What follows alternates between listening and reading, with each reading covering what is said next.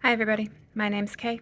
You're watching Amidst the Gray, and today I will prepare to welcome 2023 by talking about my card of the year and showing you a couple of different ways on how to calculate your own card of the year.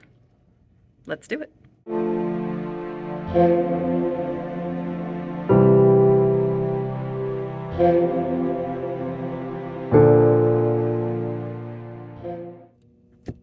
Your tarot card of the year varies from your birth card in that your birth card is based on your own personal birth data, which never changes. On the other hand, the tarot card of the year uses a bit of the data that your birth card calculation uses, with the exception of the year, which will be the current or upcoming relevant year, and that will subsequently change once the years change. So part of your information from your birth card data will carry over, but it is a slightly different calculation. So let's go over how to do that right now.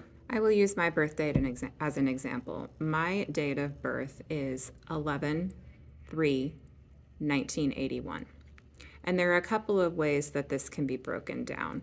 It can be added just across the board and then fundamentally reduced. However, that takes away some of the nuance of breaking each individual component down and kind of seeing what's there. Most numerologists, in order to find out certain bits of, because there are many different numbers in numerology besides your life path number. Life path is just one. It's kind of like astrology, it's more than just your sun sign. In numerology, it's more than just your life path number. The most fundamentally important number from your numerology chart that is used in calculating your card of the year is your attitude number. You get your attitude number by calculating the month and the date, just the month and the date that you were born. So my birthday of 11/3/1981, for the attitude number, the only numbers I'm looking at are the 11 and the 3. What we want to do is reduce each of these down separately. So depending on who you ask, since November is the 11th month, 11 is considered a master number. And in some cases, again, depending on who you ask, the 11 will always be 11 because it's considered a master number. But depending on who you ask, the type of calculation you are doing, that 11 might very well be broken down into the fundamental parts of 1 + 1 = 2. I leave my 11 alone. I leave it at 11 because 11 for me is a master number and I just feel it needs to be 11. So I would calculate my attitude number, again, just the month and the date. So in my case, it is 11 and 3. My 11 is going to stay 11. So that will remain 11. I do not have to reduce 3 because 3 is already a single digit number. So we have 11 and 3. What we now need to do is add those two numbers together. So if we add 11 and 3, we get 14. 14 is a 2-digit number, and in numerology, unless it's a master number, it is always reduced. So if we break 14 down even further into its single components, you have 1 and 4. If those get added together, 1 + 4 = 5. That means that my attitude number is 5. Your attitude number is much like your ascendant in astrology. It kind of creates an impression on the people around you. It's kind of maybe what they might first see if they were to form a first impression of you. Your ascendant might be kind of give them clues, or in this case for numbers, your attitude number.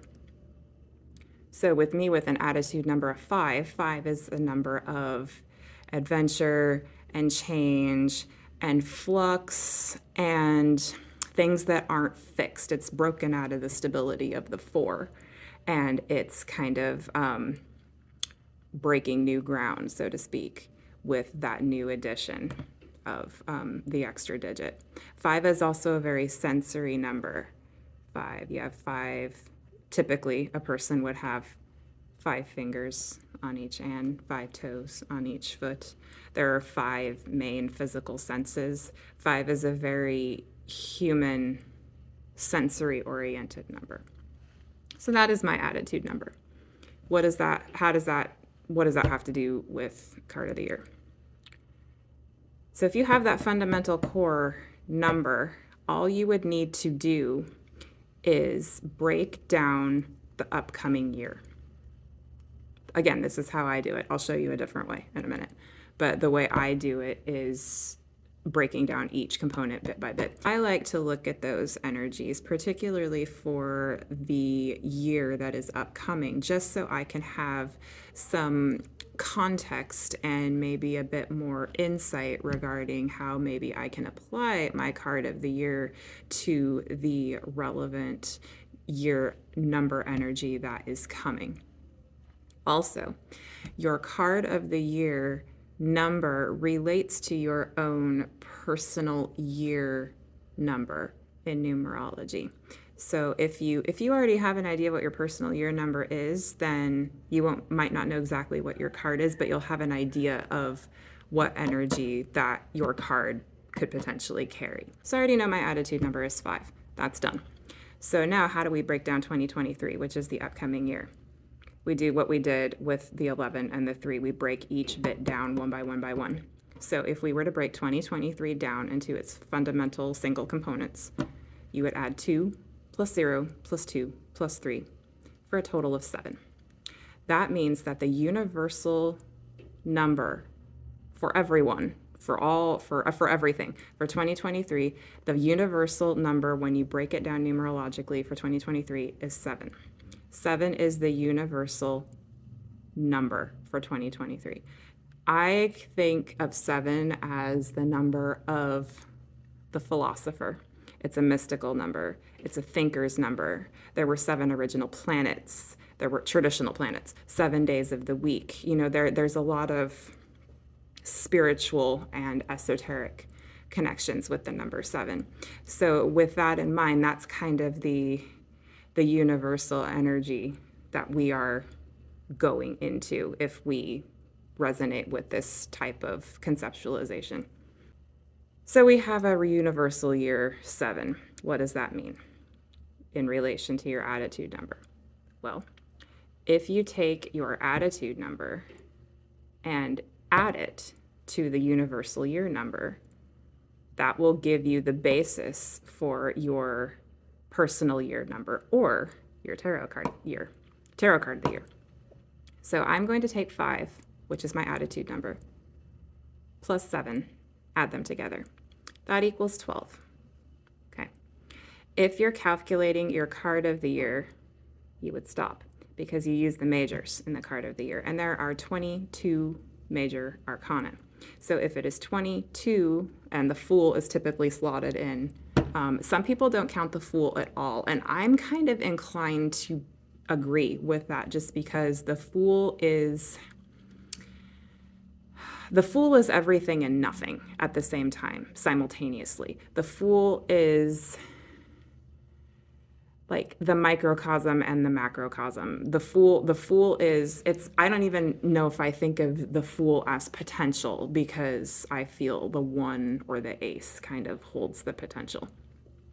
The 0 is the little components that are floating around in the ether that could maybe eventually be given form, depending on who does what with them. So that was a rant, or not a rant, but a tangent on the Fool and how I kind of don't count the Fool as this because I see the entirety of the tarot in the Fool card, particularly the majors. I like to think in that traditional Fool that's got the sack over their shoulder. I like to think that the whole of the tarot is in that bag and the Fool is taking it with them. So that's just me personally. If you happen to have a number 22 that you fall on and you want to take the Fool in there, by all means do it. If not, it's up to you, whatever resonates. So back to my number. I ended up with 12. which means that my major arcana card of the year, my tarot card of the year for 2023 is the Hanged Man. I'll go into the Hangman in just a little bit. Another way to do this, if you don't particularly care about breaking down the fundamental components and looking at each piece of the whole, is you can just take all of the numbers, add them all together, and then reduce them down. So for my example, it would be 11.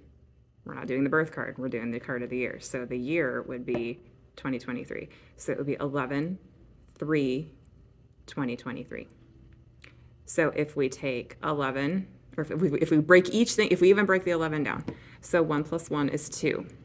2 plus 3 is 5. There's my attitude number. 5 plus, now we're going to break down 2023. 5 plus 2 is 7. 7 plus 0 is 7. 7 plus 2 is 9. 9 plus 3 is 12. You end up in the same place, but you just don't see each bit broken down to its fundamental components separately, but you end up in the same place. Alternatively, you could also just add the 11 and the 3 to 2023. So you can add 11 and 3, which is 14, to 2023, which is 2037. Then you have a single number that you can break down via its fundamental components to get a single number. So if we were to take 2 plus 0 plus 3 plus 7, that would be 12, in which you would still arrive at the card of the Hangman and a personal year 3, which is what I'm going into for next year. And in addition to your tarot card of the year, if you just look at your personal year number, you can also work with the energies of the other major cards that have that number carried kind of in their frequency. So for me, for 3, I could also do some work with the Empress, which I kind of do all the time anyway, just because of the association with Venus. The remainder of this broadcast will be coming to you from the comforts of my own couch, because I'm feeling a bit under the weather at the moment, but fear not. My nurse approves this message. Plus, I really just wanted to finish this. I believe I left off talking about working with the other cards of the same numerical energy besides your card of the year. So I gave the example of, since my personal year is going to be 3, working with not only the Hangman, but also with the Empress, which of course is Major Arcana card number 3. In addition to the Empress and the Hanged Man, I could also work with the World card, which is card 21. And if you add 2 plus 1, that equals 3. And the more I think about that, the more interesting the idea is to me, just because in a way I kind of see the World card as kind of a mirror to the Hangman card. They both carry the energy of 3. And if you look, for the sake of an easy kind of comparison, I'll insert somewhere, don't know where, a photo of we'll just do RWS, the RWS World card and the RWS Hangman. And if you notice the positioning of their legs and feet, they're somewhat similar. It's just that the Hangman's position is inverted rather than being upright like the figure in the World card. And that connection for me is intriguing. The connection between the two cards in general is intriguing. If you look at the figure in the World card, you might notice that there is a bit more freedom of movement. There's a lightness. It's almost like the figure is dancing. There's a buoyancy to this energy. Whereas in the Hangman, it's slightly more stagnant and still. Everything is put on pause. Hangman for me is very much a divine pause. It can also be sacrifice. That's a very, very common keynote for the Hangman, as is like martyrdom or surrender. Surrender is a big one for me too, within the context of the events coming up in my year. And it's very much an energy of being in between. It's like a liminal space. And in the world card for me, I've always thought of that circular wreath as the figure going through the threshold. That wreath is in the shape of a zero. And it's almost as if the figure is going through the threshold to once again merge with the energy of the Fool. And then the cycle repeats itself. But in the Hangman, we're not quite there yet. We have to stop. Sometimes it can be delay or waiting. But for me personally, within the context of my year coming up, the element of surrender and stillness is vitally important just because of what's going on. I've mentioned it before in previous videos a couple of times. In my No by November video, I mentioned it. 2023 is the year my son turns 18. He becomes an adult. He graduates high school.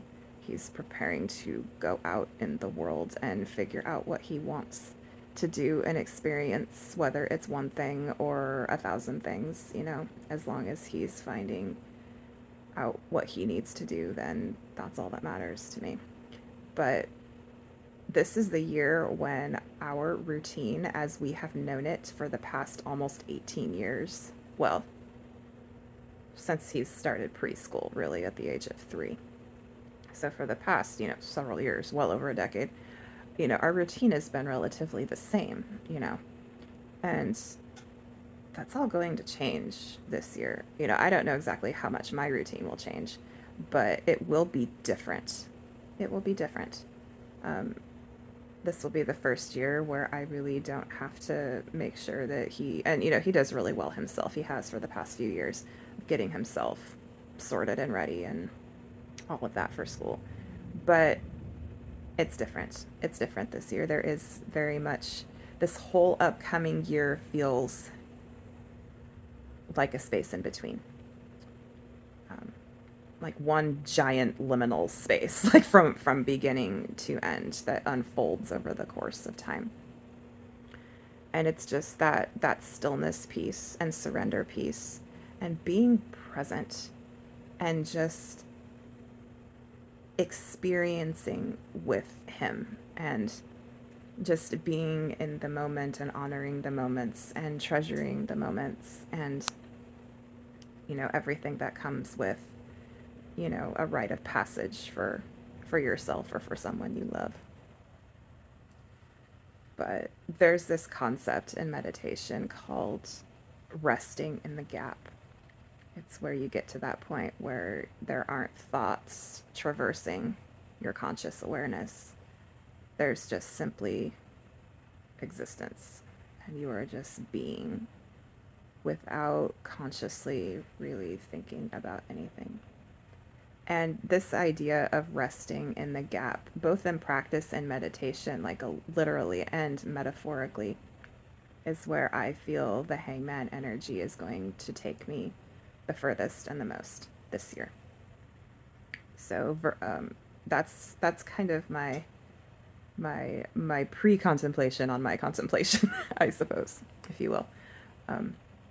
I think what I'm going to do is, when the time comes for me to do my year ahead reading, I already have my deck picked out. I will be using the Tempest Tarot. The Hanged Man in that card is an upside down trident, and it's perfect for next year. And I am going to film that video, and unless I feel there's something that I really just don't feel comfortable with, I will post it and I will walk through my process, and I'll walk through why I chose the deck that I did, because it concerns events that started happening over the past about 6 weeks, and it's just kind of been an evolving thing since then. So I'll go over all of that, and I'll post the reading if I feel comfortable doing so, and I'll do some commentary on it. But I am going to make this a tag too. And I'm such a small YouTube channel. I don't know if anybody's ever going to see it, but I'm going to do it anyway because YOLO.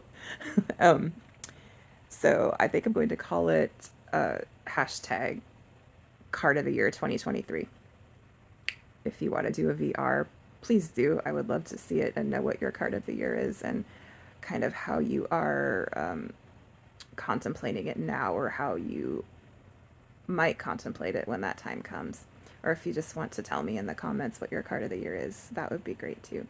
But I think this would be kind of fun to do, and I would love to know what everyone else thinks about this concept for themselves and just kind of what it might have for them. But oh, for your number, if you want, there are calculators online all over the place. If you just Google, I think it's like tarot card of the year calculator or something like that, it will tell you can just plug in the information. Remember, it's your month of birth, your date of birth, and the current or whatever year it is that you're calculating for. So for next year, it would be 2023. If you just want to do it that way, by all means. But I find that walking through it manually kind of helps you internalize what these concepts mean for yourself. And you're kind of taking yourself through that process. But there's nothing wrong with using a calculator if you just want to put it, get in, get out, nothing wrong with that at all. But yeah, this is rambly and I need to stop and maybe take a nap and drink some tea.